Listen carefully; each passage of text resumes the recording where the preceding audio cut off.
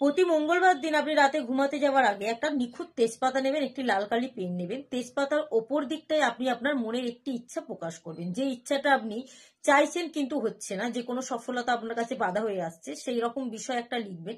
এবং উল্টো দিকে 7177 নম্বরটি লিখবেন এবং গণেশ ঠাকুরকে ডেকে আপনি যে ইচ্ছাটা ওখানে প্রকাশ করেছেন সেটি 3 বার মনে মনে জপ করবেন। করার পর বালিশের নিচে সেই তেজপাতাটি রেখে ঘুমিয়ে পড়বেন। মঙ্গলবার দিন করবেন, প্রতি মঙ্গলবার এটা করতে থাকুন।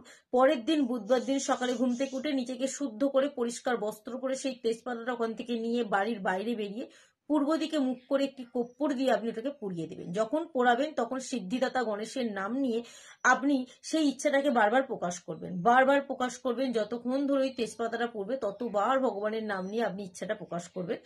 এবং আপনি যদি এই তেজপাতার ক্রিয়াটি প্রতি মঙ্গলবার করতে পারেন আর বুধবার এভাবে পুড়িয়ে দিতে পারেন পূর্ব দিকে মুখ করে, আপনার মনের যে ইচ্ছাটা নিয়ে আপনি করছেন সেই একই ইচ্ছা যদি বারবার যতদিন না পূরণ হচ্ছে এটা করতে থাকেন, তাহলে কিন্তু সেই ইচ্ছাটা খুব সহজেই আপনার পূরণ হয়ে যাবে।